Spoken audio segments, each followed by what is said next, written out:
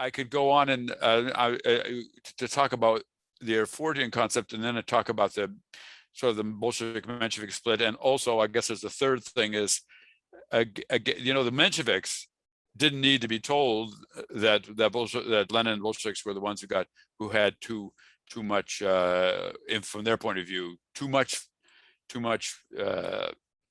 faith in the workers right now. So I'm going to talk first about the general concept of Erfordianism, which I would now replace with the more abstract institutional term, social democracy. Social democracy, international social democracy, even revolutionary social democracy, as it was called then. Of course, the tricky thing about using that phrase, that word, obviously, is that it today means something quite different, almost the opposite. So, so in that sense, this is a concept that unites Bolsheviks and Mensheviks. I sat down and read my little checklist, and I can say that everybody has this this sort of long-term, well, or medium-term. It's not long-term in the sense of 100 years from now, but the idea that in particular that the workers are going to take up their mission. And so, thinking about that concept, I would say that there are two essential roots of it, one in theory and one in practice. That way.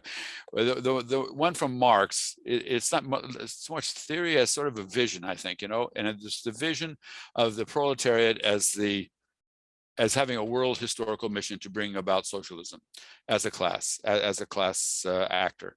And that, I think, was what Marx and Engels, that's the center, the heart of their vision for me, and for that generation, the whole generation of that Lenin's generation. Then the practical thing comes from Lassalle and originally, and then the German Party and the many people who participated building that up, and that was I call it in the book, I think, the permanent campaign, and I now use the term campaignism as this whole set of institutions and outlook. It's spreading the good word. That's sort of spreading the good news of getting the message across, raising the consciousness, whatever phrase you want to use, to the workers. And that it really is a rather remarkable set of improvisations and discoveries and things that work in practice, things that don't work in practice, and the party newspapers and all the long range of institutions, from singing groups to hiking groups and rallies and aggressive questioning in the parliament, and all those things that sort of get the word out and get the message out. And those two things together are what make this social democratic or revolutionary social democrat. That word, revolutionary social democrat, is a word that Lenin used a lot. I've been talking about this recently, that he saw the Second International as a home to revolutionary social democracy and opportunism. That's his overall label for the other side. And and in this case, the Mensheviks and the Bolsheviks, they all have the same idea. And so the famous business about spontaneity and consciousness, as you have a question later on about the translation, so I'm not going to talk about it too much.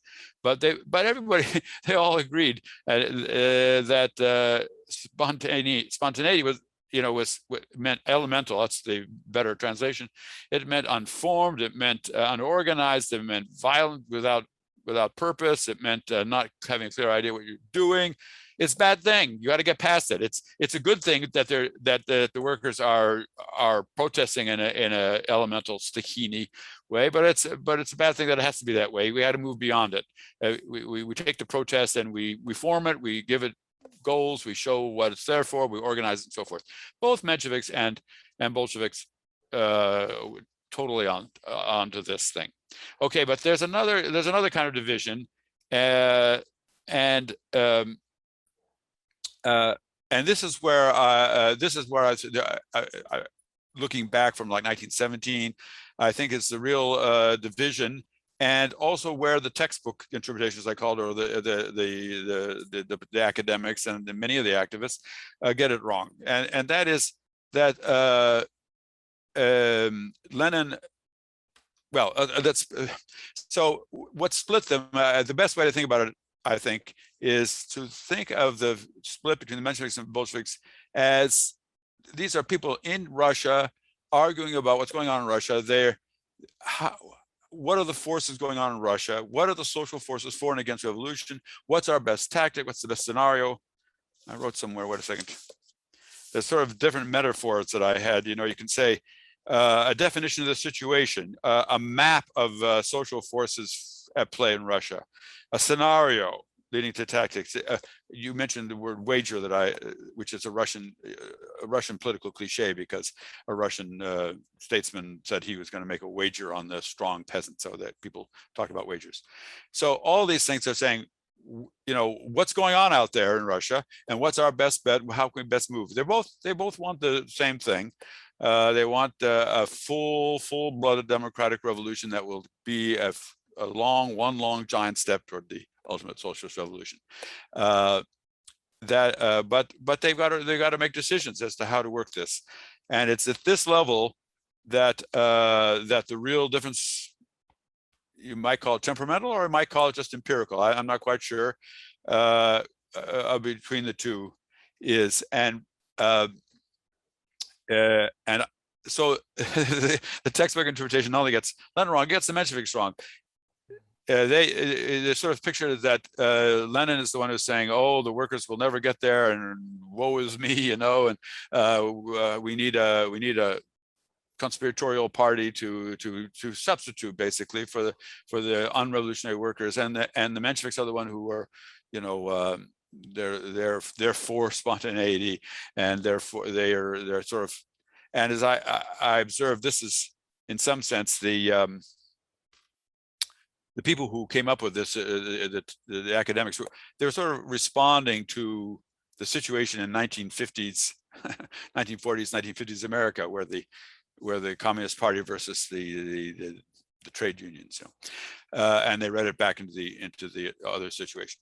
So I can say that as a generalization, that if you were to drop the needle at any particular point in the debates between Menshevik and Bolshevik between 1905 and 1917, you'll find the Mensheviks saying, "Oh, the Bolsheviks are getting too much carried away. They're making a demagogic appeal to the elemental, backward, non-consciousness, non-purposive workers," and so they're the ones who are always saying, we're not yet quite organized. We're not quite ready to do what to do, and the Bolsheviks are getting carried away or are making appeals to ignorant people.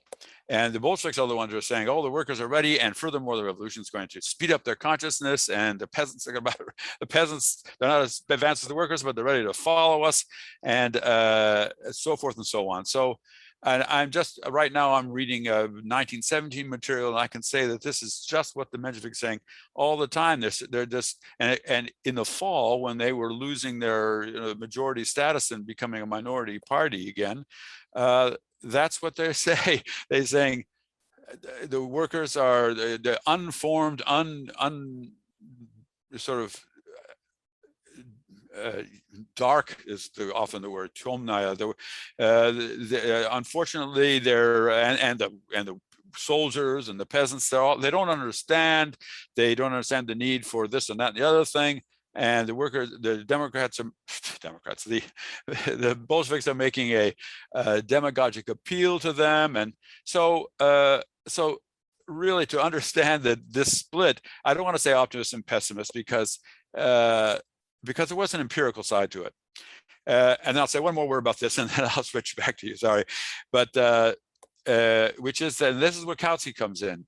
Kautsky, in the articles that I've put online and elsewhere, he's on the side of, in reading the Russian forces, of the ones who are saying there's great potential for the workers to lead the peasants, and the workers learn so much from revolution, and the revolution is somewhere between a bourgeois and socialist revolution, and so forth and so on. So to anticipate one of your later questions, it's not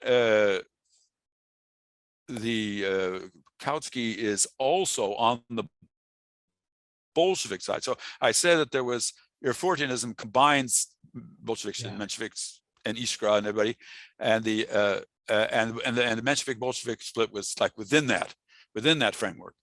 But within that other debate, so Kautsky is on the side of the Bolsheviks. So anyway, cool. Yeah, that is interesting that you've sort of shifted, or at least assigned a new term, the revolutionary social democracy, just to highlight that everyone kind of shared those assumptions. Yeah. Cool. All right. So you also mentioned throughout the book that previous translations of what is to be done, the actual translation of what word do we use to represent this word has contributed a lot to the textbook interpretation of Lenin. So what are some of the specific problems that you would say led to this, and how do you see your translation as solving it? Okay, and I wrote down a list of words. I see Timothy is here, and he one time told me I should do this. First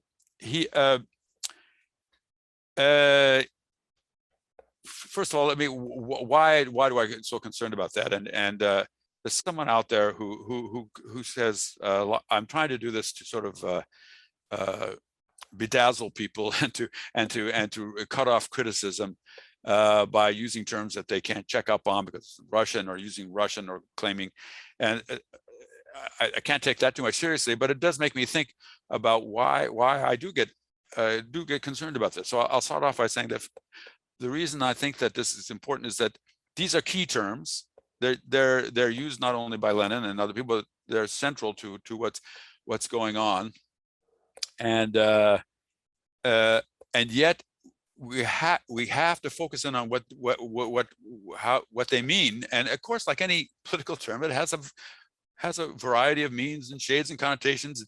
And furthermore, like most political terms, no one stops to give a careful definition. And when I was writing, I think I mentioned the book somewhere, and I was writing it, I was surprised. I was waiting for someone to have a say, okay, let's define our terms, like an academic thing.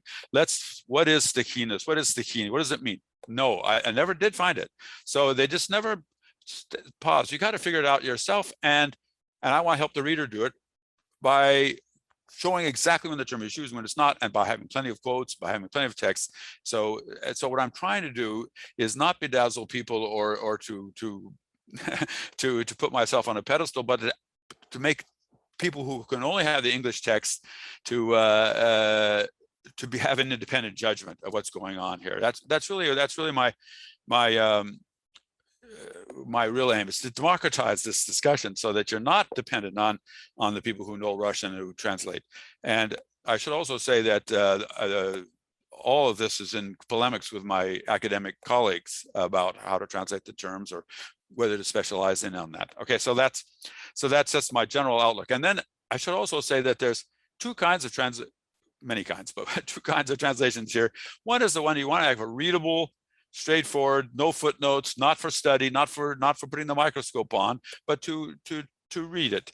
And in both literary works and political works, you can choose that path, and it's a valuable path for what it is. And there are translations of what is to be done who do that. So you don't need another one to do that. So my one is more ragged and spiky and so forth, maybe harder to read, I don't know, but because it has these terms, and I'm sort of really insistent on maybe even using, defamiliarizing the terms and so forth, and that's it's a more analytic, more approach to it. And so, like with the professional revolutionary, I in the book I say revolutionary trade, but in many contexts I realize I can't explain it all, so I use professional revolutionary because I don't have the time, or it's not the focus of what I'm saying. It's okay. It's not a big crime. But if you really want to understand that term in its context and to get the full meaning, I bring out the revolutionary by trade. Okay, so I wrote down 4 terms I thought that I emphasized in the book. Well, one is the pair, Stakini and Stasatlus. That's the most important. The spontaneity versus consciousness. I'll get back to that in a second. But then there's conspiratia. Okay, I kind of like that word anyway. Conspiratia, it's a nice word. But so the interesting thing there about that term is that the previous translators did not translate conspiratia as conspiracy. They translated something like secrecy or rules for the underground, and the two concepts are quite different. As I've said, the conspiracy in English means a small bunch of people in a room trying to keep what they're doing as private as possible, and conspiracy is just the opposite. It's trying to get what you're doing and saying as public as possible without getting arrested. So that's conspiratia. And so the earlier translations just simply didn't make out the point that when people are always accusing you, as you know, of the Lenin and the Bolsheviks of being conspiratorial, well, it's very important to realize that the word conspiratia, when they use it, is the opposite of that. And as I say, the earlier translators knew it. And then there's the trade unionism. If you read Lenin's Russian text, the Englishness of that word jumps out at you. It's trade unionism. It's saying I am a foreign term. I am a term of art, a technical term, and it was taken directly from a German. The Germans are the ones who made it a technical term. Let's see, nur Gewerkschaft, something or other, and I explained trade unionism doesn't mean I'm against. To be against trade unionism is not to be against trade unions. It's against limiting yourself to trade unions. And of course, so that's like the ABCs of social democracy, revolutionary social democracy. And then the pro-revolutionary, I just mentioned that. I just wanted to get across the metaphorical use of it, and also what professional professia in Russian does mean that. So that one, it's just I'm just trying to get across the metaphor, what's there. But the important one, and I actually said a little bit about it already, is the stichinist and the socialist. But my point but the big point that came to me when I was reading it is that one. Okay, the stichinist. Number one. The word was translated by 2 different words: spontaneous, and elemental. And you don't know which one you're getting when you the translators do whatever they think fits the context. Well, that's fine to some extent. But if you're debating Lenin's views on this topic, you've got to know what exactly he's using. And then then also elemental can be used to translate other terms, and the socialist, which is consciousness or purposiveness or awareness, and those are 2 different words. I mean, there's socialist and there's soznania. They're 2 different words. So I was trying to clear it all up, and when you do clear it up, you see that what I said earlier, that Lenin is saying something almost commonsensical. That is to say, you want to move from disorganized, violent, non-usable protests that get you nowhere, that only land you in jail, that you break up your unions, you don't make the connections to larger issues, et cetera, et cetera, et cetera. And both Bolsheviks and Mensheviks are working their butts off trying to move from stickiness to socialness, from spontaneity to consciousness. And there, it's kind of funny, because I'm sure that the reason that the people who translated this book in the 1920s to English, great people, but they faced a real problem, because there's an adjective form and a noun form. The noun form is not used very much in Russian. It's only because of this particular weird polemic that Lenin got involved in the late 1901. And for one chapter, he uses this word continually and stickinist all the time, and then he drops it. So because of this one chapter, because of this one polemic, a whole house of cards has been erected about Lenin doesn't like spontaneity, and it's kind of silly, but actually a whole lot of scholarship is on this level of taking one-liners and small bits and making a big deal of it. I'm finding that's very much the case in my 1917 specific research. And talking about that, I just want to mention the 3 words that I have really got to in 1917 in my current writings about this, that I think are real essential to keep in Russian or to translate in a new way. And those are vlast, which means power, Soviet power, or government, or administration, or authority, or various other things. It's translated in a variety of ways. And narod, which means the people, but it just does not come over when you say, you know, power to the people does not mean the same thing as vlast to the narod, to me anyway.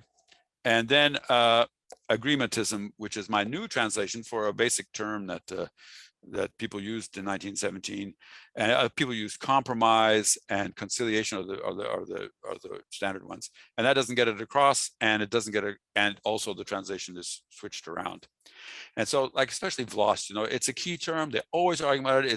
It's in every other sentence that you read from all these people from all across the political spectrum in 1917, and to not discuss that concept in and of itself, that word, that term, and to even disguise it by the different translations you use, I get, you know, how can you do this? And my historian friends just, I don't know why they, going way back, I don't know why they think this is acceptable to translate this with different terms and never explain what they're doing. But anyway, I get carried away. So that's the translation. Is it's key to understanding political debates. You know, political debates back and forth, people use keywords. That's just, and a lot of meaning comes in and out, and you're not going to get anywhere unless you take it at that level at least. And you can go beyond that to get higher truths, but unless you understand what they're saying and why they're yelling at each other, it's not gonna help. Yeah, it always reminds me of trying to translate German jokes into English, and just the humor never comes across because, you know, it's not a one-to-one thing. Yeah. Actually, I think before I started Lenin Rediscovered, I heard you give an interview on Sean's Russia blog where you sort of explained why you don't translate Lost. I found that really informative, and then I read the book and it made a lot of sense. So yeah. I definitely appreciate that. Good. Yeah. As I say, what I want to do is get my big aim in a lot of what I do is to let people hear what people are saying and arguing about, you know, in their own words, in their own language from the past.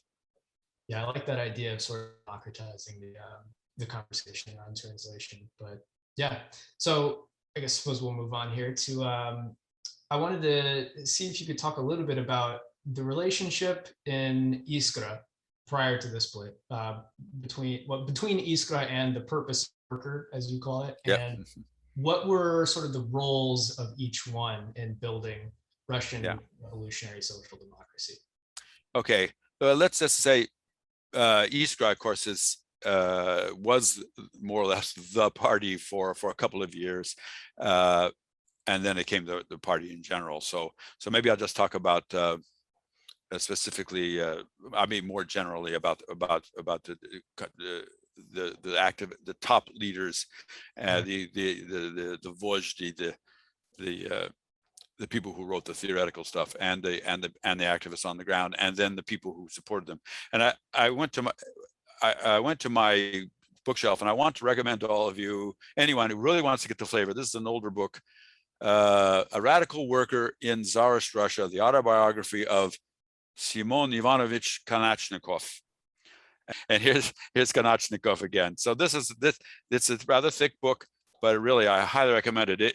The Reggie Zelnick, who translated and edited, is to be complimented. Now, he was unfortunately he got he was killed in an accident. It's really too bad, but way back when. But he was a devotee of the worry about worker translation. Matter of fact, that's where I got the phrase.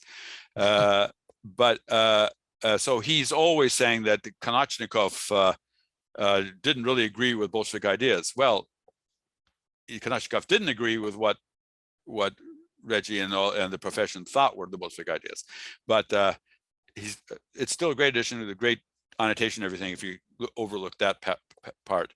And I even picked it up. I'm going to read. You'll have me put my glasses on.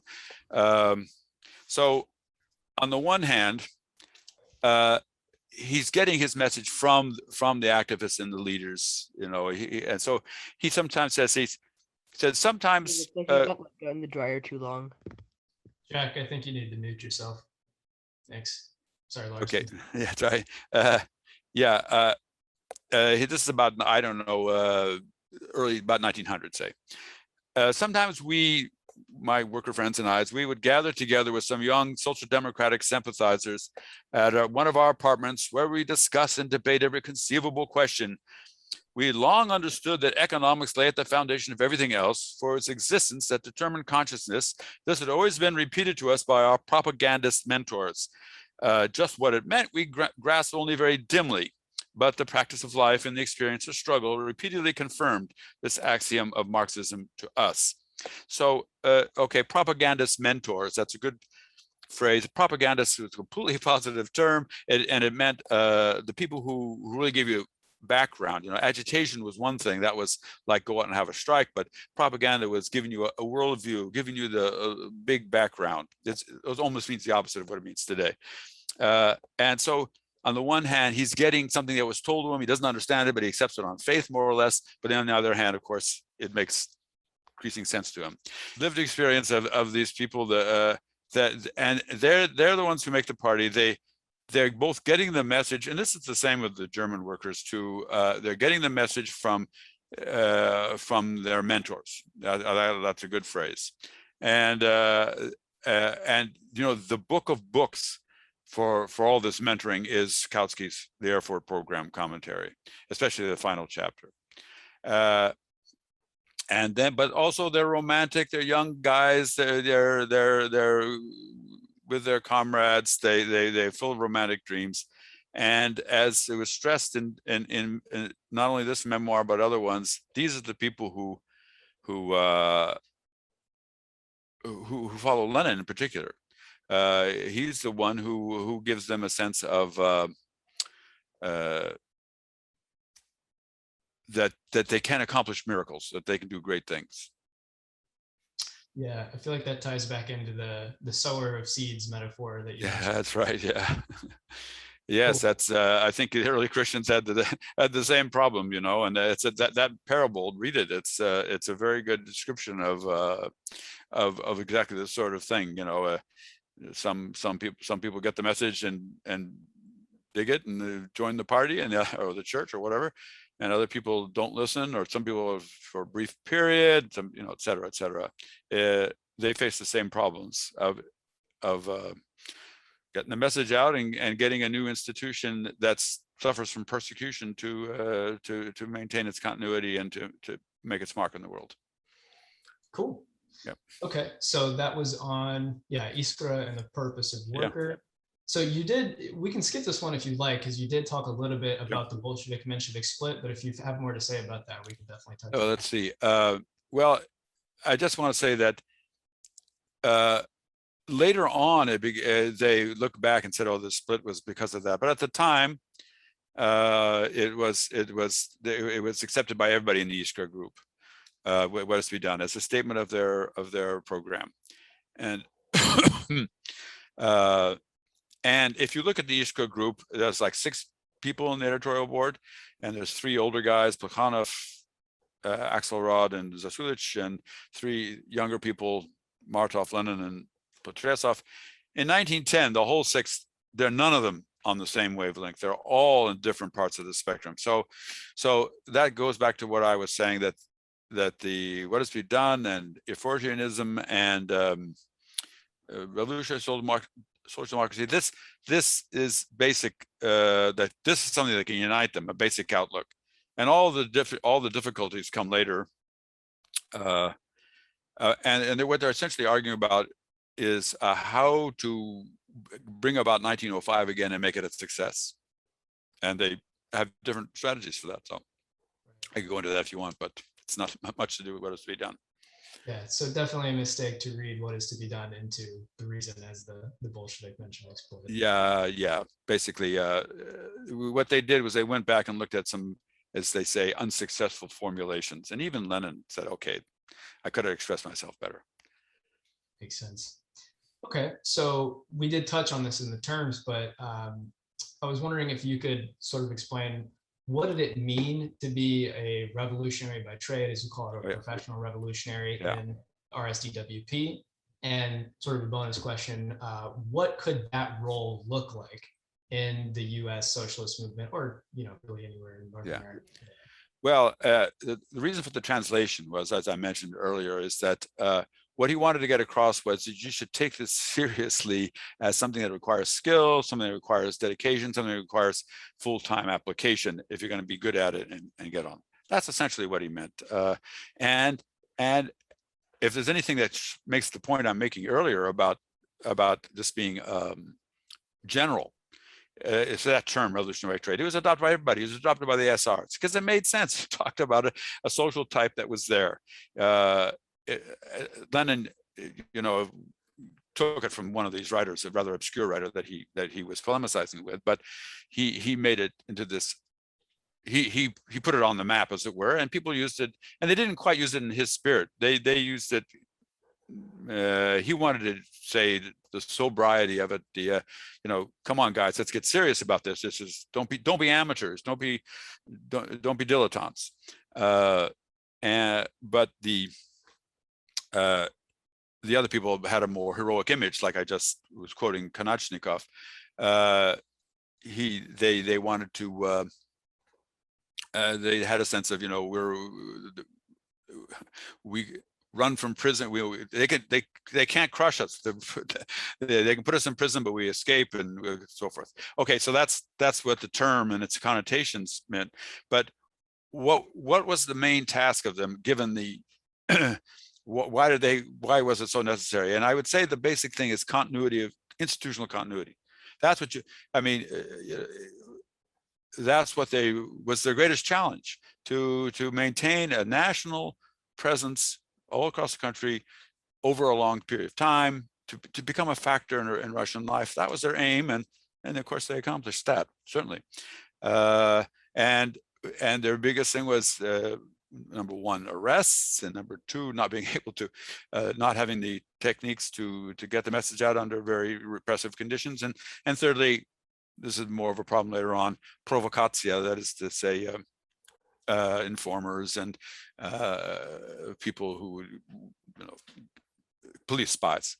There's fairly spectacular instances of that. So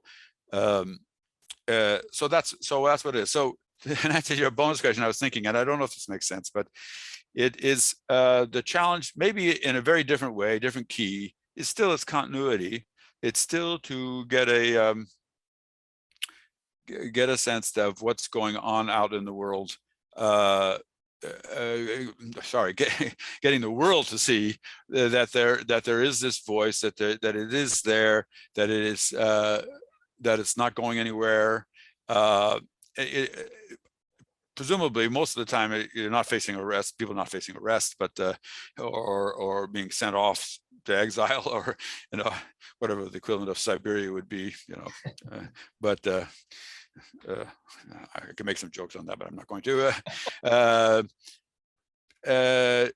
So in a very different way, I think you could sort of take the very general thing, and that's my best bet as to what you can, that this is a challenge, and the challenge is, it's a difficult one. I'm not sure it could be solved. So to keep a voice, a steady voice, one that is that people don't agree with or disagree with, but they know it's there and they take it seriously. That's what Lenin, he's really wanted, and these other people at this time. Yeah. Yeah, it's interesting the way you phrase that, the Bolsheviks and everyone in revolutionary social democracy looking to become a factor in everyday Russian life and do that over a long period of time. And they did that successfully. And I think it's fair to say no one has done that successfully over a long period of time in the United States. So that definitely is the challenge, figuring out how to. So my next question was, as we talked about earlier, quoting you, you once said that, quote, after 1914, Lenin hated Kautsky because he loved Kautsky's books. Yeah. So Right. can you talk a little bit about the relationship between those two thinkers? Yeah, it's amazing, amazingly interesting story, I think, from both sides, and unexpected, and yet I don't think it'd be too much of a surprise if I were to go back and tell you these things, tell the people back then. They knew it, they could see this going on. And first of all, you know, like in my little short little Lenin biography, you could read this. You could read this in an afternoon, Cliff. The short one. I quote Lenin as saying in a letter to Kollontai that he said he was just in love with. He literally he said I've just been reading Marx and Engels, and I'm just in love with these people. I'm in love with these two guys. And he was in love with them because of their ideas, because of their inspirational thing. And to understand Lenin, you have to understand that's how he felt about the ideas and so forth. He just was passionately emotionally engaged. And I was thinking today, you know, if you don't have some sense of that yourself, if you're not swept up by some set of ideas or know what it is, it doesn't have to be Marxism, it could be anything. If you don't know what it is to have that excitement, you're not going to understand these people. But anyway, so where does Kautsky come in? Well, the fact of the matter is, and it's, you know, Kautsky, when you read him, is sort of dry. It's sort of he doesn't raise his voice. He can be eloquent, but it's not a rabble-rousing type of eloquence. So, but he set out these ideas. He understood them. They were really on the same wavelength, and there was no other voice remotely comparable to Kautsky, who was applying Marxism to the modern world, to the modern world of his day. And so I could go into a list of the other things, but again, I'm taking this from my little biography. This is over schematic. I did it just to clarify the issues. But I divided Lenin's political career into 3 periods, each having to be exactly 10 years. That was the sort of fun thing about it. And the first one is Social Democrat. That's 1894 to 1904. Next one is Bolshevik, 1904 to 1914, and then Communist, 1914 to 1924. It's just a way of organizing it. But the point I wanted to say is that Kautsky was important for Lenin at each of those stages in a different way. That's for me is really an amazing point.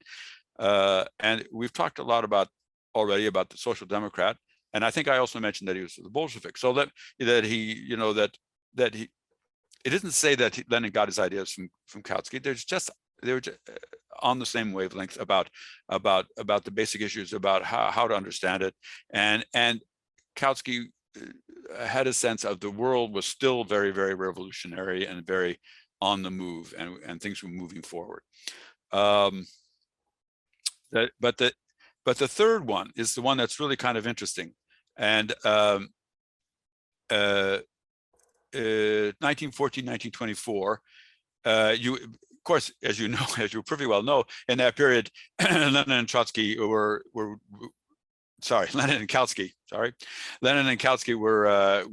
bitter enemies. So what am I saying that Lenin was inspired by Kautsky in this period?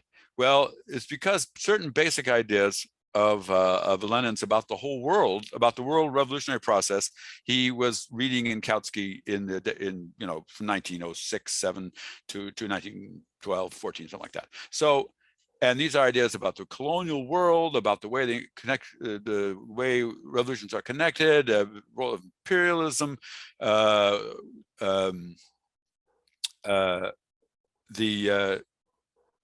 the way in which the revolution in Russia would have world impact, the role of war, all these things which are already there in Kautsky, and Lenin picks them up. It's not his direct concern in the years before 1914. It's not his direct concern, the world situation. He has, like anybody else, he has his ideas on it, but he's the Russian guy. He's interested in Russia. In 1914, he opens up his perspective to the whole world, partly because he feels that everybody else has failed, so Lenin, is going to have to take up this role. But the set of ideas that he uses to do this is from Kautsky.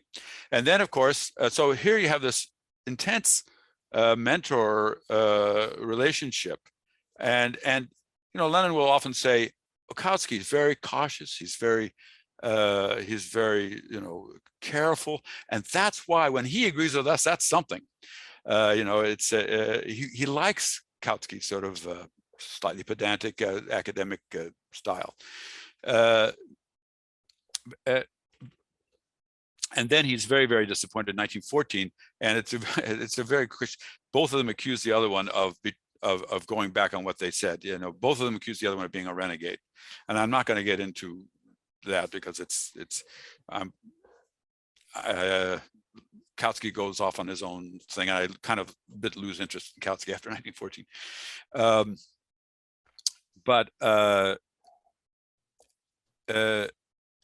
Kautsky's another thing that Kautsky does for these people is that he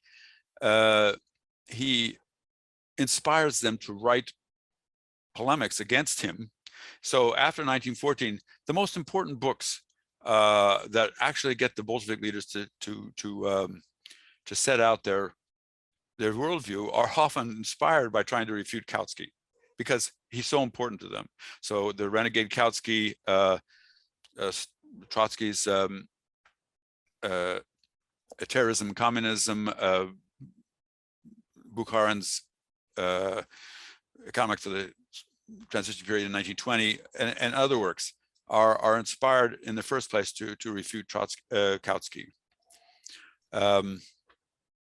So the sort of love-hate relationship between these two guys is remarkable, and I hope one day to write it all out in one place and document how much it's going back and forth, how much it's going on. Yeah, it's definitely interesting how much he's on a pedestal, both as a co-thinker and then as a renegade. Either way, right. Yeah. It's as I say, there's another phrase I quote. It's from a blues song where a guy says, "The way I loved you then, that's the way I hate you now," and you can't. And as a matter of fact, people, Kautsky became kind of irrelevant more and more in the German context. He was yesterday's guy, but not for the Bolsheviks. And in the 1920s, for a while, nowhere else in the world was Kautsky published, because they kept on publishing his basic works. They kept on thinking they didn't have their own literature very much on a lot of questions, and they used Kautsky. They used his works. He was published in Russia a fair amount in the 1920s, even at the same time as that they were denouncing him. So. Yeah, that is interesting. I also like the way that you kind of contrast the writing style of Kautsky versus the kind of like fire and brimstone of LaSalle. Yeah, right. Yes, and it's there's it is kind of funny that Kautsky's hard to get in my mind here, because he does write in this very you'd have to really get into the frame of things and to see how he was a mentor to all of them. Trotsky, all the Russians looked up to Kautsky, and he was the guy. So the thing to do is to try to understand that and not get too hasty. Of a lot of, as you probably know, a lot of people are very, very much want to make a big gulf as possible between Kautsky and Lenin. Fine, but first try to understand what it was that connected them. Yeah. So bringing us back to the wagers. you gave that talk about, Lenin's wagers at Communist University years ago. And you talked about the fact that in 1917, Lenin had a very triumphant view of Soviet democracy.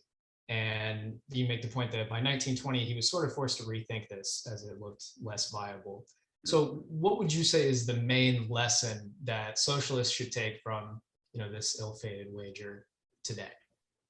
Well, it's hard to say because, okay, so the idea of a wager was, it's again, if you're going to act politically, you're going to have to decide, what forces are working for you, what forces are against you, and you're going to try to you're going to act on the basis that you're going to get support from this or that quarter, and you don't know, it's the future, so you're making a wager. And you might say that Marxism, or at least the revolutionary Marxism, is a wager on the working class. Ultimately, it's so in 1917 they had to make these choices. You can call them wagers or something else, but they had to make these choices. And the essential wager, I'm more and more convinced, is what they call hegemony. And what that means is the idea of the workers leading the peasants toward the revolutionary goals, whatever the goals might be defined at any one time. And that worked. That wager paid off. But Lenin had some other enthusiasms in 1917 that did not pay off in the short, at least in short term. Unfortunately for Lenin, that's all he had left in his life was the short term, the next 5 years. And so there are three. You mentioned the one about the Soviet democracy, sort of a huge, totally democratic system. The next one was steps towards socialism in the sense of a state regulation of the economy, and thirdly, polarization and in the village. He wanted very much to see an acceleration of division between what I call the proto-bourgeoisie and the proto-worker in the village. Right. So that you could have class conflict, and that the proletarian type peasants would set up communal farms or state farms or whatever. And those three, he had to admit, were not, during the Civil War and in the first years of the new economic policy, NEP, until he died. He essentially died he essentially was out of commission in early 1923. They had not gone anywhere on. They're all disappointments. And there's another disappointment too. Of course, it was the wager, you may put it on the European socialist revolution. So that failed too. So by 1919, I think that all these things were becoming clear, that in the short and middle term, you could not count on these things happening. And they were very open about it. And this is another myth that I feel have to combat, is that the myth is that of war communism is that they were off completely hallucinating about what was happening and thought they were jumping into socialism, leap into communism. That's not true. They were very, very, very aware of all the deficiencies and the fact they were moving backwards. And so in the case, for example, of state regulation of the economy, in 1917, Lenin said, the emergency will make us move towards socialism. But what happened was they had the emergency, the dire situation, made them put moves towards socialism on hold. They said the emergency is preventing us from moving towards socialism, and that's what's the truth. And I've just been reading communist the Bolshevik Party leaders in late 1920. They're talking at a Congress of Soviets. So it's not a party conference. But of course it's dominated by the party. And Zinoviev says, the Soviets aren't even meeting the basic demands of democracy. So they're very open about it. And what I was particularly struck, he says, Zinoviev says, I was reading Comrade Lenin's works from 1917, and he was way too optimistic. And if even Comrade Lenin can make a mistake, so or not read the future properly. Of course, that was before the Lenin cult. You could actually say things like that about Lenin. So that was remarkable. But I want to conclude by saying that they did not give up on any of these things. On all the things I've said were not panning out. They didn't say these are bad ideas. They just said we couldn't do them. We have to put them off. We have to delay them. So all these things, the peasant differentiation, the state regulation of the economy, the democratic nature of the Soviets, and the European Revolution. We can't expect these things tomorrow, and if we do, we'll be in big trouble because it's very unrealistic. But we're not giving up on the goals, and they didn't. And to understand the later events, you have to understand they were committed to them. Yeah, you make the point in Lenin and Rediscovered that Lenin is always the person making the most optimistic assumptions and wagers about the workers and about revolution. Yeah. It seems like clearly that didn't change. Yes, well, he by making that's true, but he was also a guy who could look around and see what's going on, and if it wasn't there, but he would, he tried to make the least adjustment possible. That's the point of view. So during the Perestroika period, they looked at his final writings, and he's saying, we got to rethink this, we got to look over this. And they said, aha, he was having a big fundamental change of view. And that's still a viewpoint that some people have about Lenin, that at the end of his life, he got disillusioned and had a big change. But no, he didn't have a big change. He had to make he adjusted to realities, but he tried to make it as least small adjustment as possible. Makes sense. So I think, the next thing we wanted to look at was the topic of democratic centralism. So I wanted to talk about, where does that term come from in the context of Russian social democracy, and specifically, what did it mean to the Bolsheviks? Okay, let me ask you. I wrote a couple of years ago some online articles about this. Are you familiar with those? Yeah. Okay. Okay, good. I just wanted to know about that. Okay. And where the term actually came from originally is still a little bit of a mystery, because some of the people and I think that strongly suspect that it comes from the German milieu, but we haven't located this. But probably the first people to kind of use it were Mensheviks, but it became around 1905, 1906. But what it meant was kind of the opposite of what a way was used in the West later on, because it was the way it's used now is to say this was what Lenin propagated in what's been done, and it comes from the underground. It comes from the need to have an underground party, to have a severely disciplined, centralized party, and so forth in the underground. But actually, the way they used it was to say, we can't have really democratic procedures in the underground. That's impossible. So let's try this. But when we're above ground, which then we can, then people can, you can't. If you can't even tell people your real name, you're a revolutionary by trade or professional revolutionary, you can't run for office, as it were. You can't have a platform. You can't go out and discuss things, and of course you can't openly have debates and this and that and other thing. So for all sorts of good reasons, the democracy was really impossible. But when they hoped that when they were legalized, they could actually have these things. And so the emphasis really was on the democratic, was saying for a brief period in like from late 1905 to maybe early 1907, it looked like they would be able to have a legal existence. So they tried to put it in there, but then they couldn't. And then another time, they had a brief period where they were neither, as I said, neither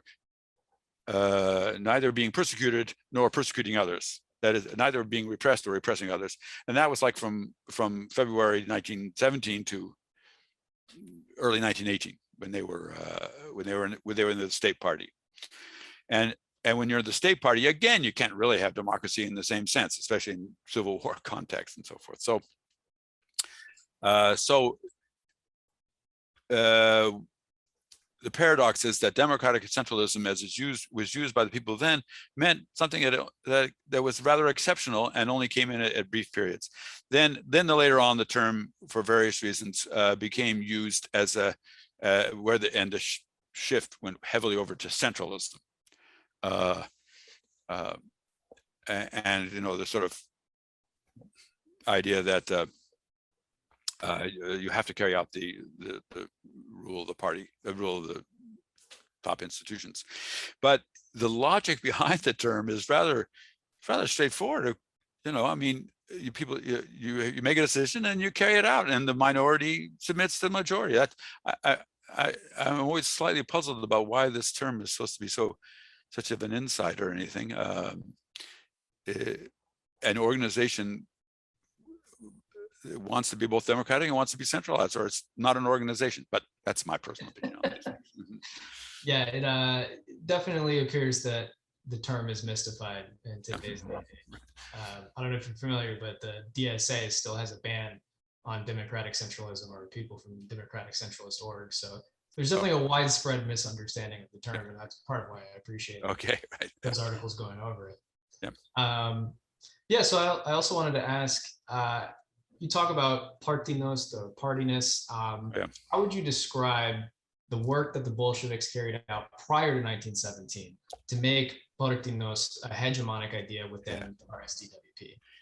Okay, well, that question puzzled me a little bit because I'm not sure that was a big priority of theirs.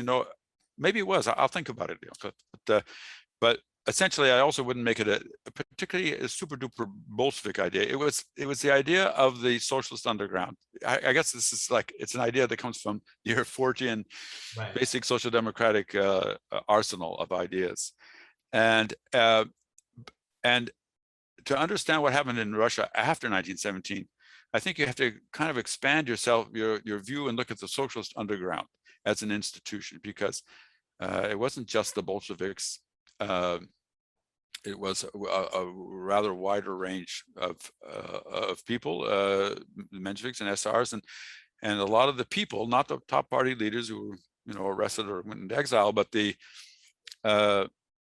lower people helped defend and preserve the Bolshevik, the new system. And so and the basic ideas here are having the idea of having an organization.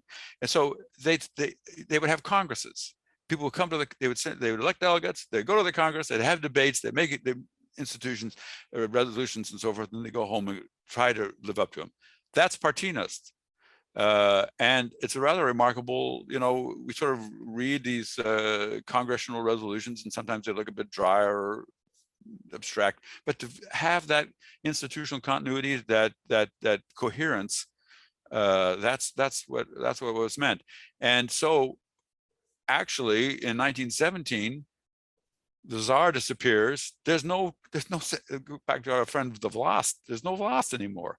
And who's going to step in and be a national organization that's going to be even able to take charge, much less whether you should or not, And the socialist underground, I think, was like the best candidate for this, because for at least a decade and really 20 years, they had been, and I think your phrase about making it hegemonic is a good one. I just, in this particular case, I wouldn't say it was the Democrats propagating the idea.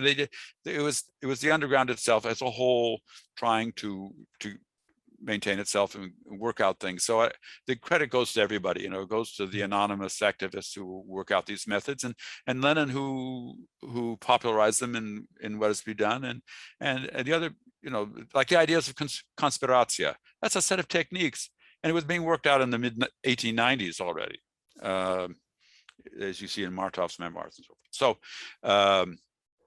it's very important. It's very important that what you're pointing to an important phenom there, because I think that the Russian church wasn't able to do it. The Russian army wasn't able to do it. The bureaucracy was leaderless. The cadet party had no roots. Only the socialist underground really had, I think, a real chance of pulling the country together. Of course, they had a very tough time doing it, and they had to do a lot of things they didn't want to do, but they did it. So yeah, you do make that point that it is the nameless activists that are working out sort of the organizational questions, and Lenin with what is to be done really just puts it in writing. So that does make sense. So this takes us to the big question, I think the most open-ended, which is, if socialists in North America today could learn only one big lesson from Lenin, what would you say that it would be? Okay, well, I thought about that. Provocative question. And I'm going to go back, in my own sense, I'm going to go back to not, we're bedazzled, as we should be, I guess, by 1970 and afterwards. I'm going to go back a little earlier and say maybe the idea that's most inspiring and most useful for us today is democratic revolution to the end. Okay, it's not, of course, only Lenin's idea, but he associated himself with it. And in the case of Russia, what that meant was, well, a fully democratic republic, way more radically democratic than anything that existed in Europe at the time. It meant land of the peasants and aggressive social program for aggressive worker protection and other things.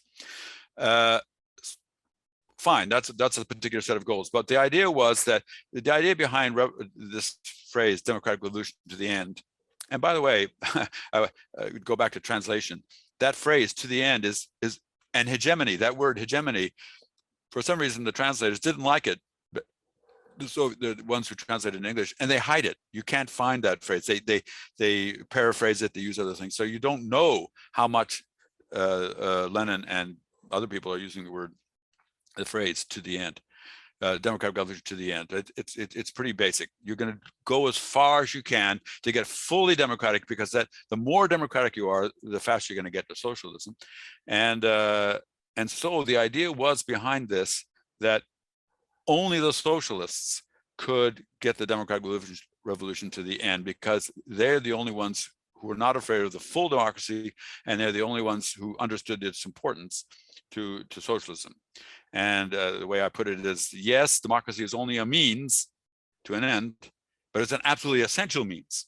And that made him, in a sense, greater champions of democracy than, say, the liberals, for whom political freedom was an end, but an end that can come later or sooner, So to America today, I think there was the beginning of a fully democratic revolution right after the Civil War, Reconstruction, but it stopped. It didn't get anywhere near the end.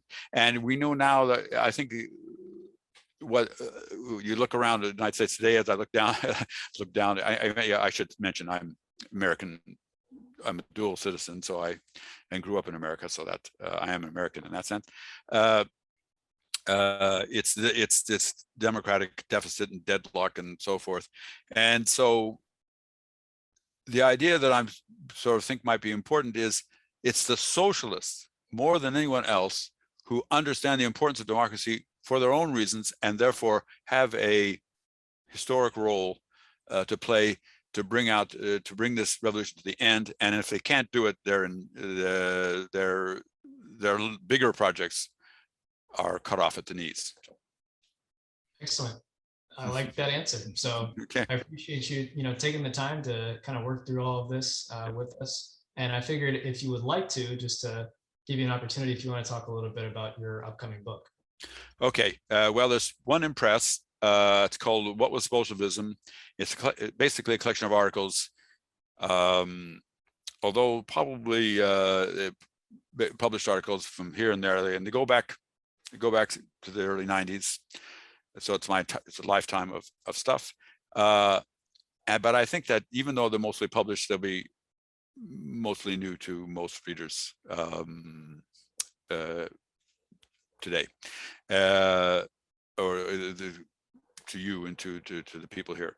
The main focus is on post-revolutionary evolution of Bolshevism. So there's a section on war communism. I mentioned earlier that I have attack on the myth of war communism, and then there's my favorite section is the one on the 30s and then Stalin. Over the years, I've had occasion to deal with Stalin a fair amount. And then I mainly stop in 1939, but there is one long article on perestroika and its use of its use of NEP. So it's a NEP as a rallying cry, NEP the 20s. Right. So it's a rather broad view. It's sort of a history of and I was thinking about it in relation to what is to this book. It's sort of here's this. In Lenin Rediscovered, we have a set of ideas. So what happened to that set of ideas? How is its fate in the modern world, and particularly in Russia? And this book, it's a series of case studies, really, but it does tell a big story. And then I should also say right now, I am working on 1917, and particularly 2 months of March, April, the April theses, what was the actual impact, and what were the Democrats, sorry, I don't know why I keep saying doing that, the Bolsheviks thinking in March, and was there much of a difference? And I'm not going to get into that. You're probably aware of my revisionist or controversial views on that, but I'm hoping to put that in the book and have the documents and solve that problem for everyone's satisfaction. Excellent. Well, cool. I'm looking forward to that. Yep. I'm going to recommend we just take like a 2-3 minute recess, grab some water, whatever, and then we're going to jump into a moderated. Okay. Okay. Great. Thanks. Okay, I'll be right back. How he wasn't a legitimate leader at all, and so on. And then you have people saying, well, he was legitimate amongst the workers, but not the peasantry. So I was wondering, just in your opinion, how popular Lenin was in his rule. And I was be interested also in the peasantry. So yeah, if that question makes sense, thank you. Right. Well, it's not going to be polls to tell us, but I'll give you a couple of subjective things. Number one, just say that I'm now I'm looking at Bolsheviks in right after the February Revolution in 1917, and what strikes me is that all of them they're a minority, right? The minority in the Soviet, and all of them are surprised by this, the top leaders, when they realize it, because before the war, the Bolsheviks among the Russian, not the whole empire, but among the Russian workers, the Bolsheviks were the leaders, and especially in Petrograd. And so when the Bolsheviks came back, they thought this was going to be temporary, and it was, as we know. And by the fall, Lenin was the symbol, the icon of this. But I think it was more the Bolsheviks in general, and the message. The message was that you can't, basically, you can't get the goals of the revolution without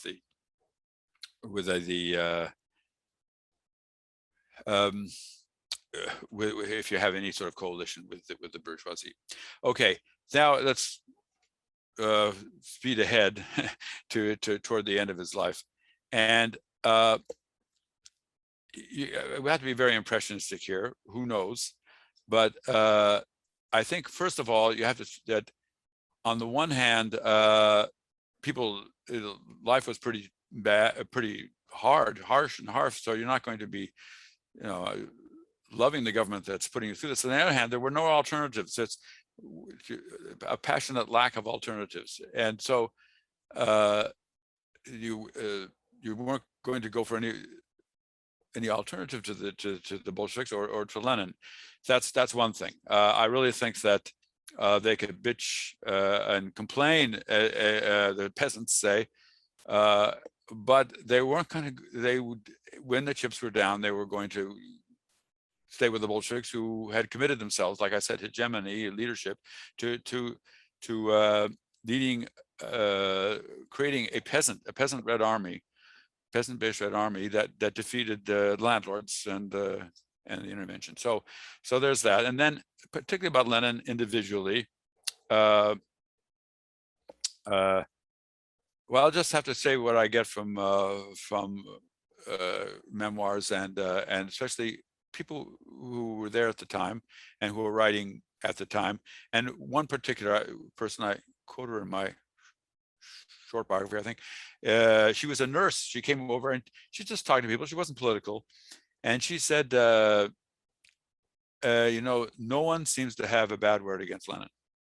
So I take that very seriously, that that people genuinely respected him and did not suspect him of being brutal or corrupt or hating the people or anything like this. They respected him as a totally dedicated person who was doing his best. So they may not even like the revolution, but they may not like the Bolsheviks. But Lenin, you know, he had a lifetime of dedicated a career that showed that he was the real thing. He was genuinely dedicated. You may think he was a complete fanatic and completely mistaken about what was going on, but you did not deny his greatness in the sense of his dedication and his vision. So that's the best I can get. It's impossible to answer the question because you know, no one's polls were. No one was going out and giving poll questions. Thanks. Yeah, I figured it would be a little bit difficult to fully answer for anybody. But yeah, I really appreciate it. Thank you. Yeah. Hi, Amelia. Ian is next on stack. Hi, yeah. I'll echo everyone else and say thank you so much for taking the time and tolerating the trolls. So a lot of my own historical work has been looking at other early communist organizations around the same time as the Bolsheviks in the United States, primarily the African Blood Brotherhood. And there's one thing that really strikes me about your analysis is this idea of the merger formula and its development in German social democracy and subsequently Russian social democracy.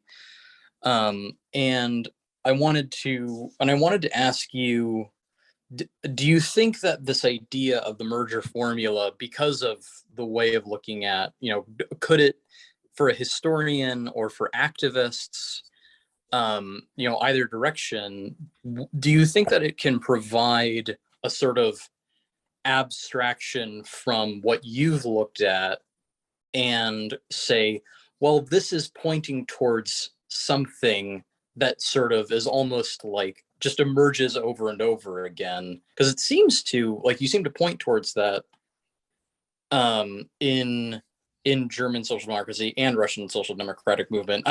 And obviously you can explain the merger formula as you're explaining, you know, what this means. But the question is whether or not it's applicable elsewhere as an idea, maybe for activists to either push for or say, is this like a sort of parameter that needs to emerge? Or alternatively, can we look at this historically and say, the merger formula happened, you know, in let's say the Movimiento al Socialismo in Bolivia, you know, and that's why it was able to be so powerful. So maybe you can kind of go from that. I hope that question isn't too all over the place. Well, I'll respond in the spirit which I was asking, be a little bit over the place too. Okay, so what is the merger formula? That's just to get this straight. And it was a phrase that the canonical version comes from Kautsky in the Air Force program, but was used by everybody. I was quite struck by this when I was doing my research. And it goes like this: social democracy is the merger or union or, you know, whatever phrase you want to use, of socialism and the worker movement. Okay, so course, socialism does not mean a socialist society. It means socialist goals, the idea of socialism. And so the idea is that there's two things in the world. One's the socialism, which you can associate with the intellectuals, but anybody, it's the people who have the ideas that socialism is the way to organize society, that idea. And then there's the worker movement, which is out there fighting for its rights against exploitation, and that doesn't have to be socialist at all. It's the militant worker movement trying to improve its condition and fight back against the exploiters. So, but social democracy says those two go together, and we're going to form a party that's based on the class struggle of the workers against that, but also has these ideas about socialism. And they could exist separately, but separately they're not very good. They're ineffective, because separately if you have just socialism, it's just a bunch of intellectuals sitting around, a sectarian, not very important. And if you have the worker movement without these lofty goals and without this deep insight into how society works, you have just a sort of people trying to better their own position in very small time terms. Okay, so that's what the idea was, to bring socialism to the workers, and to bring militancy of the class struggle to the socialists, to the people who had this idea about how to properly run society. And in that sense, I hope I've explained it to show that it really is a way of saying what Marx himself was saying at the beginning of the world historical mission of the proletariat. The proletariat is sort of chosen by history to realize socialism, and socialism is the deep secret, the heart of the worker message. So that the merger formula is, socialism is the merger of, social democracy, that is the Revolutionary Party, is the merger of socialism and the worker movement. That's how you understand it. And it really is, either you do that or you're not, you're something else besides a Marxist revolutionary, because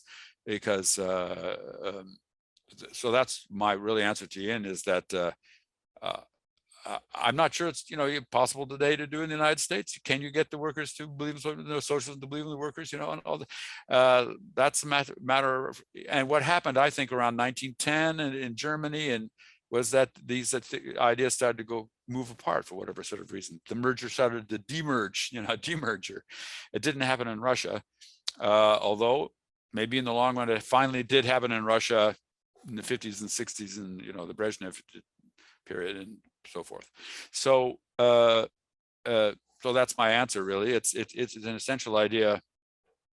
I think it's one way of expressing the essential idea of Marx, that connects Marx's vision to historical social democracy in the Second International and to the Bolsheviks.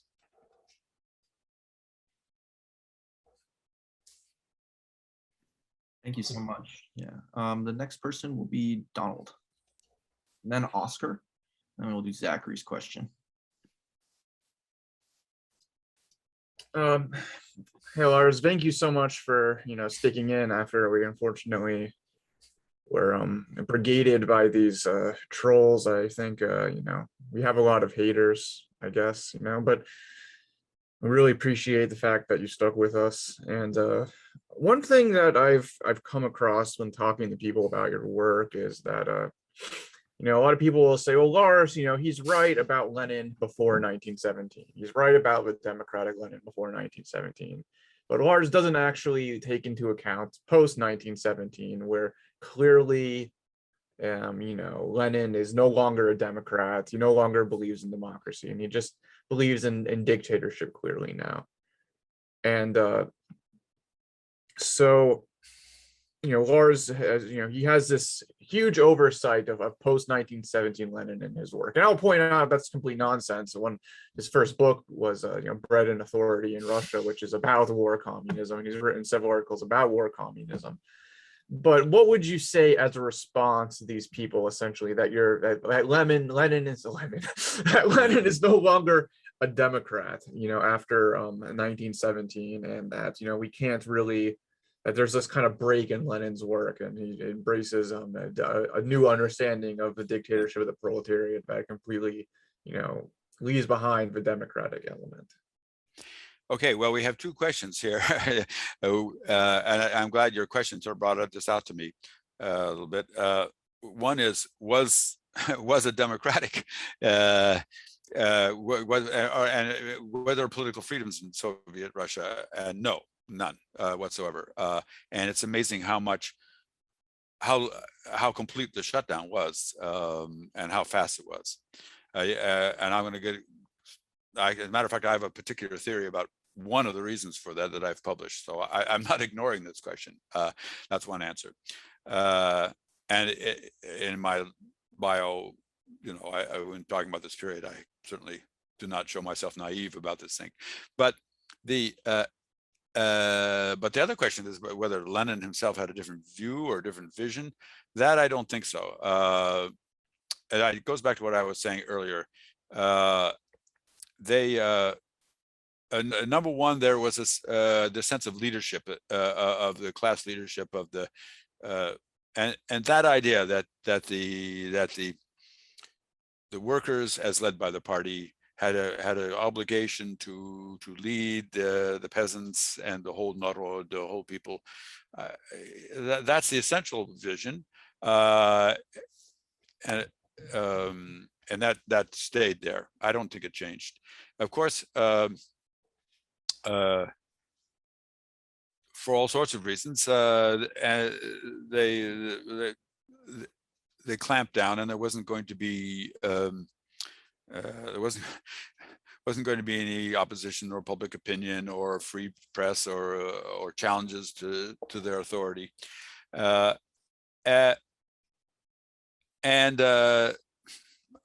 I guess it's a difficult question to say whether he embraced that as this is the way it should be, or he just said this is the way it has to be. Now, I'm trying to think of something by Lenin that I could say, oh, this is how definitely. But I don't know if some of the other leaders, they say we didn't want this, we didn't expect it, but it just has to be.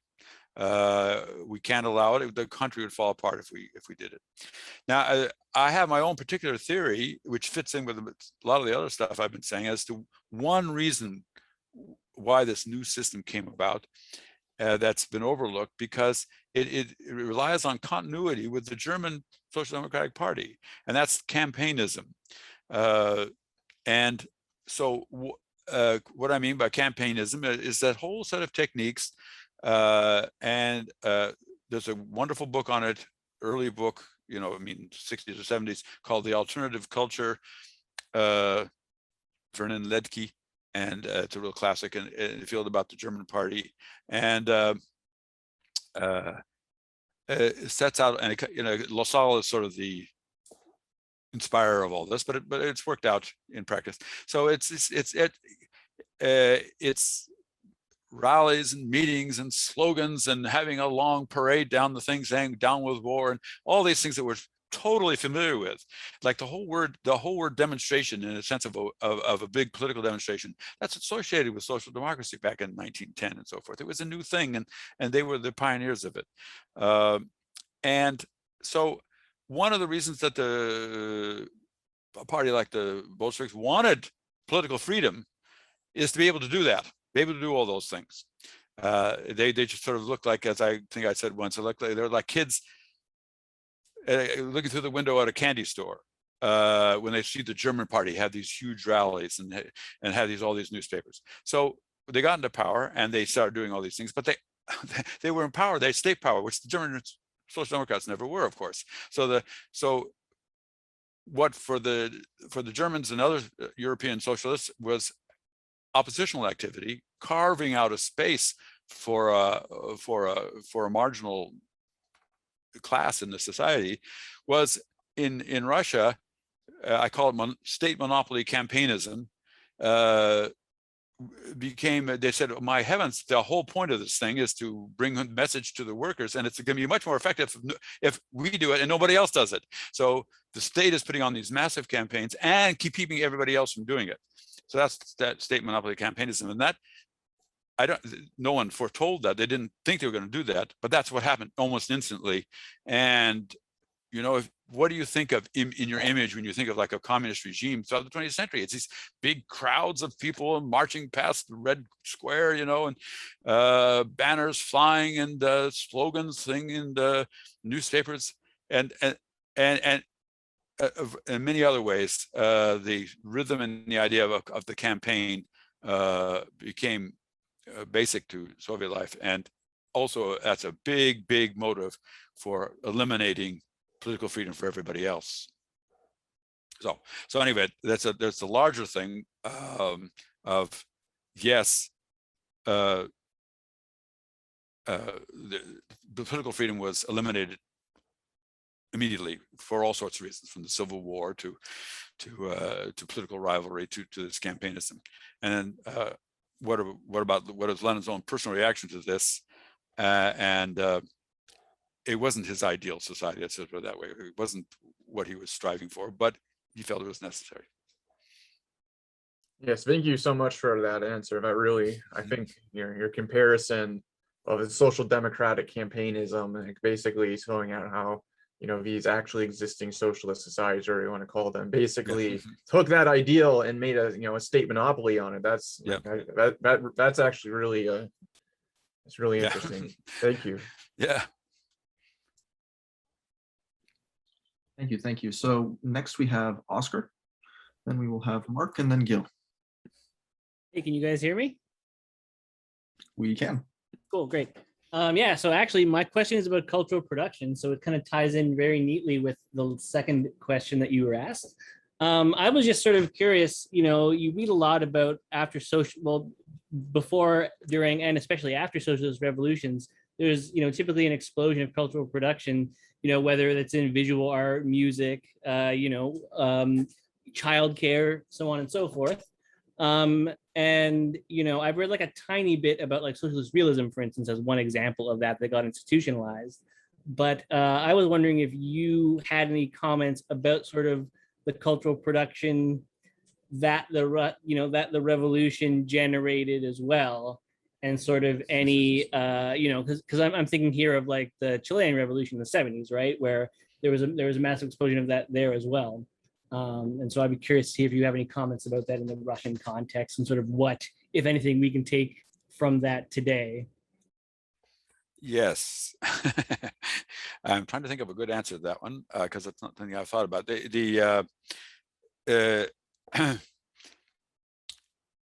I would put it this way, I guess, to come up with an answer to at least start us down the road of a discussion, is that there is you should probably think of it as, first, there's a 10-year period before the revolution where a lot of experimentation is already going on, a lot of wonderful, great writing, and like Kautsky, the poet who became like the Bolshevik poet, was already writing, and then so the experimentation is there, ready to go, and then it blasts out. But there was always something of a tension between it and the party establishment. Lenin himself didn't understand what the hell Kautsky was on about, but he didn't go around and censor him or anything.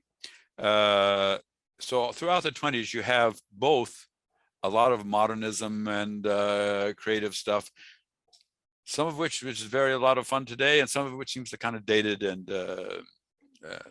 sort of I'm more familiar most with the music of the period, and like the early Shostakovich and lots of other people, and then you have you have a dispute during all this time about what's the best way to do it between the people who want to go all sort of workerize it to sort of proletarian, make it accessible, et cetera, and the modernist type intellectuals who avant-garde type people who say the revolution and the avant-garde, the vanguard and the avant-garde are brothers under the skin, as it were. And then it turns into almost a bureaucratic battle. Both sides want to sort of squish the other, which is very unfortunate. And then in the early 30s, they both get squished, and a new system is set up. You mentioned socialist realism. That's when that came in. So the usual story is that that this is sort of the end of the experimentation and so forth, which is true enough, but in a lot of ways, there's some great stuff coming out of even the 30s and 40s. And again, I'm talking about music. The tremendously great music was written in the 30s and 40s and 50s in Russia. It's some of the most popular music, classical music in the world today, Shostakovich and Prokofiev in particular. So a lot of paradoxes. I'm going to end with that. A lot of paradoxes, a lot of inner tensions, a lot of conflicts. It's very hard to sort of say the revolution and art, but they obviously had, were inspiring to each other, but maybe for short-lived or a rocky marriage. Cool. So I think next we just wanted to go back to Zachary's question. He had to leave, but he left this in the chat. So he said, thanks to Lars Lee for the very informative and interesting presentation. The question being, did you see any relevance to this distinction between konspiracja as, quote, open conspiracy and zagovor as, quote, closed conspiracy in an American context where the media context is quite different? Could it be useful for thinking about how left-wing organizations run their public/media work? Well, I think I go back to what I said earlier. If we're going to be inspired by, as the question says, it's a totally different political context.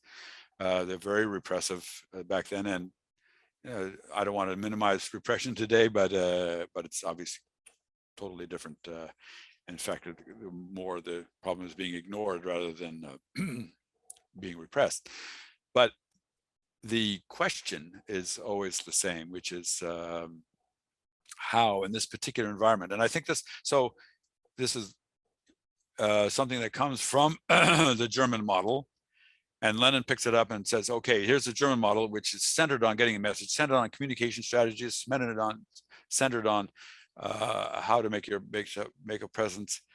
And I and my comrades are going to rethink it for Russia, where you can make a very good case it's just inapplicable. And many people did, many leftist radical revolutionary types in Russia did think that the social democracy and the German model was inapplicable for the foreseeable future. So they were trying to apply it as best they could. And they made lots of compromises, but they were pretty ingenious too on the sort of nuts and bolts of this. That's a konspiracja then, and the idea of an underground magazine published abroad but smuggled in suitcases and this and that and the other thing, and trying to get, it was an ambitious idea, and they carried it out to a great extent. So I just have to say that that's always the problem. It's always, we can be inspired by these Bolsheviks and Lenin for their steadfastness and trying to both creativity and looking at the situation as it really is. But more than that, probably more than that sort of inspirational story, I think that you're going to have to work. The Americans and the Canadians and the Europeans are going to have to work out their own answer to the question. Great. I think next we had Mark on Stack. Yes. Hello. So I wanted to get your thoughts on translation. So, words that, Bolsheviks are using, in the early 20th century, like vlast and государство, power and state. Are they different enough? Like, do they have enough shades of meaning that when you're writing for a 21st century, English-speaking audience, can you translate them as one word, or like do you have to clarify it more for a 21st century audience? And then like words like partimes, which don't really have like a direct translation in English. Like, do you think that's well, I mean, how would you go about like finding the right English phrase that carries like the right connotations? Well, that's yeah. I spent a lot of my time working around those very problems and thinking about it, how to solve them. It's a technical problem in a sense, and one question I have to ask myself is: does something like Vlast mean the same thing today in Russia? In Russian, and I feel I have to explain what say Vlast. Everyone Russian knows what Vlast means, but they what it meant back then. It's changed. It's historically changed. And so as a historian, that's part of my job. So then about strategies, like Gospodarstvo, state. So for an American, state has a sort of unpleasant connotation, and it sort of means the people who are sort of the bureaucrats and so forth. But in Russia, state also means the country as a whole. It can mean that. It can mean the historical reality of Russia that goes back to Ivan the Terrible and the people and Vladimir the Great and so forth. And so so Gospodarstvo means different things. And then there's another aspect about this, which is you're writing for Americans or Anglo-Saxons, say Canadians, and they use these words differently than most Europeans. So like both narod, popolo in Italian, and volk and le peuple, and if I massacre in the pronunciation, and Vlask, like macht, pouvoir, they are closer to the Russian connotation than the American one. So it's a toughie. So it's really you don't want to overload with Russian words, but occasionally you might want. You got to solve it case by case. I think I'm speaking as a professional translator here. You don't want to overload, but you don't want to twist the English word. So if you choose one English word, but you have to keep saying footnote, power, because power can mean things that, like, dual power. That sounds like people are sharing power. That's exactly what it doesn't mean in Russian. So I really feel it's very important to say double vlast, not dual power, because double vlast is an impossibility in terms, logical impossibility for the Russians. Dual power is not.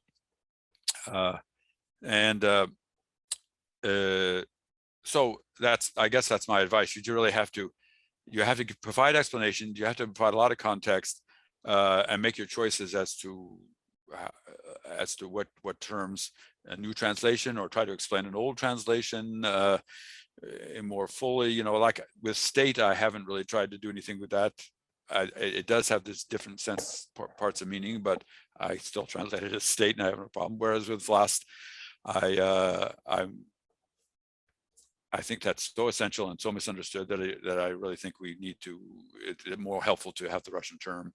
And then with agreementism, it's a new translation. It sounds a little bit weird, but I think people rapidly get used to it, and it is central. So case by case.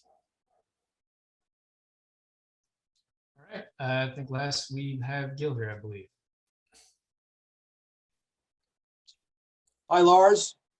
Would you like to expand on what you said about democracy to the end, democratic republic, defeat of Reconstruction, and the current situation in the US? I'm interested in your opinion on what we're facing. Thanks. Well, okay. I'm going to explain why I think that phrase democratic revolution to the end, and I think it's particularly the racial aspect. And one of the things that's happened in the Trump era, still going on, I guess, is this reckoning with the fact that that here's where history comes in, that, you know, we haven't, that the lost cause people, the Confederacy people, the Neo-Confederacy has managed,